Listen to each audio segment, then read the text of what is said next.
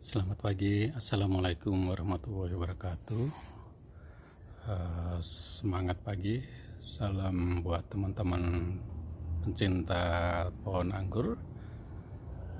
Hari ini saya akan memperkenalkan kebun kami yang sedang dalam proses pembangunan, yang kami kasih nama adalah Skyline Grapes Garden. Skyline Grape Garden ini berlokasi di kota Salatiga dengan luas sekitar 700 meter persegi. Tetapi di dalam proses pembangunan ini baru mungkin setengahnya saja yang akan kita bangun untuk fasilitas kebun anggurnya. Selebihnya adalah untuk fasilitas-fasilitas lainnya. Oke, sebagai pemula saya akan share berbagi pengalaman di dalam membangun gedung ini. Oke, mari kita review bersama-sama. Nanti mohon masukannya jika di dalam proses pembangunan ini ada yang kurang sesuai, sehingga kita bisa memperbaikinya. Oke, kita mulai dari struktur bangunannya. Oke. Struktur bangunan kebun ini ya terdiri dari baja ringan. Oke. Jadi untuk semua tiang-tiangnya kita memakai baja ringan yang kita double untuk menambah kekuatannya. Jadi nanti dengan double seperti ini diharapkan mampu menahan beban tarik maupun beban dari atas yang datangnya dari pohon itu sendiri. Sedangkan beban tarik datangnya dari kawat-kawat yang akan kita tarik untuk merambatkan dari batang sekunder maupun batang tersier. Oke, itu adalah baja ringan. Kemudian atapnya kita memakai plastik UV. Plastik UV yang kita pakai ini saat ini adalah dengan ketebalan 0,17, karena kebetulan di Salatiga tidak ada yang jual 0,20. Idealnya sih harusnya adalah untuk kebun seperti ini lebih baik adalah 0,2 mikron. Oke, itu adalah untuk struktur tiang dan atapnya. Sedangkan bahan-bahan yang kita pakai ya untuk rambatannya terdiri dari beberapa bahan ya. Pertama, ini adalah wire rope ya, wire sling, tapi yang dilapisi dengan PVC ya. Nah, untuk jenis ini kita pakai untuk rambatan batang sekundernya. Oke, dengan harapan dengan memakai wire rope yang dilapisi dengan PVC, nanti tidak akan terjadi luka di dalam pohon, di dalam batang-batang pohon maupun pucuk-pucuknya selama proses vegetasi berlangsung. Kemudian yang kedua, di atasnya ini kita pakai nilon biasa. Ini adalah jalur pertama rambatan untuk batang tersiernya nanti. Ya, kita pakai nilon dengan harapan pucuk-pucuk yang masih muda nanti juga tidak luka. Oke. Selama proses vegetasi atau pertumbuhannya. Sedangkan untuk atasnya kita memakai kawat yang stainless tahan karat, sehingga nanti bisa juga lebih tahan lama untuk menghadapi cuaca baik panas maupun dingin. Itu adalah review yang sehubungan dengan struktur tiang, kemudian atap, dan kawat yang kita pakai untuk sebagai rambatan. Kemudian untuk lantai kebun ini secara umum kita desain dengan paving. Jadi kita harapkan dengan adanya paving ini akan mudah maintenance-nya, juga terlihat lebih bersih. Ini juga untuk menghindari kondisi becek pada saat musim hujan seperti saat ini. Jadi pengunjung nanti yang akan datang juga akan lebih merasa nyaman dengan adanya paving ini. Kemudian untuk jarak tanam ya. Jadi jarak tanam antar pohon anggur di sini adalah 2,5 meter. Saya kira untuk menurut saya 2,5 meter cukup ideal, dan dengan 2,5 meter ini juga nanti akan kita rambatkan batang sekundernya selama 2,5 meter, yang kira-kira nanti kita bisa membuat atau mendesain batang tersiernya sekitar mungkin antara 15 sampai 20 batang tersier untuk dibuahkan nanti. Oke. Nah, kemudian untuk sistem penyiramannya, kita bahas sistem penyiramannya. Jadi sistem penyiraman di sini kalau dilihat di sini tidak akan kelihatan ya. Tapi sebenarnya kita mendesain sistem penyiraman adalah lewat bawah, yaitu lewat pipa PVC ya.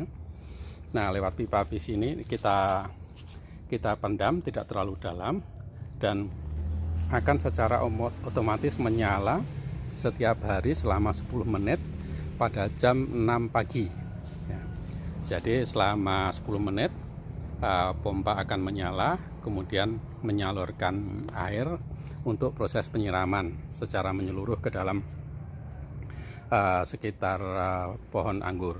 Nah, kenapa kok kita memilih memendamnya? Nah, dengan harapan bahwa dengan memendam PVC untuk penyiraman ini nanti kita bisa mengurangi kecenderungan akar untuk naik, sehingga nanti akar naiknya tidak terlalu cepat seperti kalau kita melakukan penyiraman dari atas, karena secara natural akar pohon anggur itu akan selalu naik dan mencari nutrisi serta oksigen. Jadi dengan sistem penyiraman dari dalam, oksigen yang terkandung di dalam air juga itu nanti akan menarik juga akar untuk ke arah bawah juga. Oke, itu adalah sistem penyiraman. Nah, kemudian sistem rambatan. Sistem rambatan di sini kita memakai dua metode ya. Pertama adalah metode tralis model Y. Oke. Yang kedua adalah model yang untuk para-para ya, yang ini adalah yang di koridor ini memakai sistem para-para, nanti fungsinya untuk menaungi supaya agak teduh pada saat musim kemarau. Oke, untuk detail teknisnya kita bahas sebentar mengenai sistem trellis Y ini ya. Jadi sistem trellis Y ini kita desain dengan sudut kemiringan 60 derajat ya. Jadi kita memilih 60 derajat ini ya berdasarkan dari literatur yang saya baca dari Queensland Agriculture Institute di Australia, di Sydney. Oke. Di situ dijabarkan bahwa dengan sudut 60 derajat maka exposure sinar matahari akan optimal dari pagi sampai sore hari. Oke. Tapi ini juga harus dibarengin dengan teknik yang lainnya, yaitu arah trellisnya adalah sejajar atau paralel dengan arah sinar matahari dari pagi, siang sampai sore sehingga optimum. Nah, ini kenapa kok kita memilih sistem V. Jadi mungkin juga ada yang punya kebun dengan sistem V atau Y ya yang lain, tapi sudut kemiringannya berbeda.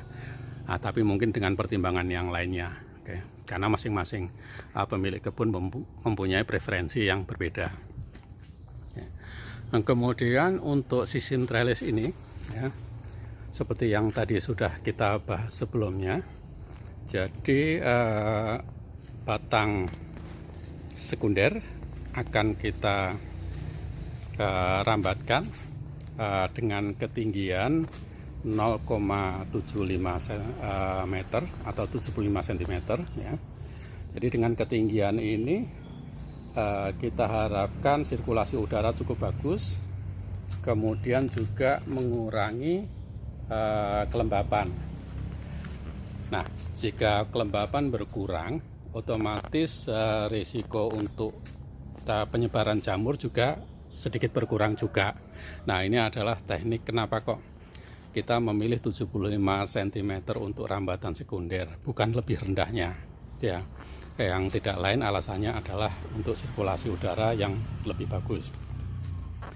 Kemudian untuk batang tersiernya ya, akan kita rambatkan ya, dengan kawat yang berbeda ya, setinggi 2 meter ya. Jadi dengan harapkan dengan tinggi 2 meter ini ya, nanti bisa merambatkan batang tersier mungkin sekitar 20 sampai 25 mata tunas sebelum kita pangkas untuk dilakukan proses pembuahan nantinya. Nah, itu adalah standar untuk sistem trellis yang kita pakai. Nah, beralih ke sistem para-para yang atas ya, seperti biasa. Jadi pohon anggur yang merambat ke atas setelah mencapai 2 meter 10 cm akan kita belokkan ya. Nah, ini kenapa kok kita memakai atau memilih tingginya adalah 2 meter 10 cm ya. Jadi pertimbangan pertama adalah untuk proses maintenance nanti dengan ketinggian 2 meter 10 cm ini masih bisa kita canggo dengan tangan tanpa alat bantu ya, sehingga lebih efektif ya. Itu alasan pertama ya. Kemudian alasan kedua, kalau nanti kita rambatkan batang tersiernya dengan model misalkan fishbone atau tulang ikan, juga dari segi estetika dengan ketinggian 210 cm masih acceptable, jadi masih kelihatan bagus. Walaupun sebenarnya untuk idealnya sistem para-para supaya kelihatan estetikanya bagus adalah paling tidak adalah 2,5 meter. Tapi kalau kita memilih 2,5 meter, nanti proses maintenance-nya akan lebih sulit ya, karena harus memakai tangga atau alat bantu yang lainnya, yang itu nanti akan menambah risiko terjadinya kecelakaan ya pada saat proses maintenance, yaitu orang jatuh dari ketinggian. Sehingga kita memutuskan untuk memakai ketinggian para-para hanya sampai 210 cm. Nah, sedangkan lebarnya ini nanti dari kiri ke kanan ini sekitar 2,5 meter. Jadi saya kira dengan 2,5 meter cukup untuk merabatkan batang tersiernya sekitar 20 mata tunas. Nah, itu adalah bahasan tentang kebun anggur yang kita buat ini, yang masih dalam proses pembangunan. Jadi mudah-mudahan dengan desain yang kami buat untuk kebun kami, Skyline Grape Gardens, nanti pohon anggurnya bisa tumbuh subur, berbuah secara optimal seperti yang kita harapkan. Amin. Oke, saya kira hari ini cukup. Tanggal 28 Januari 2021 review tentang kebun anggur Skyline Grape Garden secara teknikal ya. Nah, jika pemirsa atau teman-teman merasa informasi ini cukup berguna, nanti bisa subscribe, kemudian like and comment, dan kalau ada saran masukan juga nanti bisa dimasukkan di dalam kolom komen. Nah, sebenarnya ada satu lagi yang akan kita sampaikan yang tadi sempat terlewatkan, yaitu kalau kita perhatikan di sini ya, di sini adalah frame foto ya. Nah, frame foto ini fungsinya nanti adalah sebagai informasi yang kami sebut di Skyline Grape Garden adalah paspor data. Nah, paspor data ini berisi informasi secara detail tentang cultivar name, spesies dari pohon anggur tersebut, serta informasi-informasi yang lainnya ya, seperti asalnya dari mana, breedernya dari mana, kapan breeder ini mengembangkannya, dan kemudian mendaftarkannya secara internasional maupun lokal. Kemudian informasi tentang Brix, ya, kadar kemanisan. Kemudian informasi tentang warna kulit buah. Kemudian selain itu juga informasi tentang berat buah dan lain-lainnya. Nah, itu saja saya kira untuk review kita hari ini. Mudah-mudahan yang sedikit ini bisa berguna bagi kita semua, dan sekali lagi mohon supportnya dengan subscribe di channel ini. Oke, terima kasih, selamat pagi. Wassalamualaikum warahmatullahi wabarakatuh. Salam sejahtera, salam pengangguran.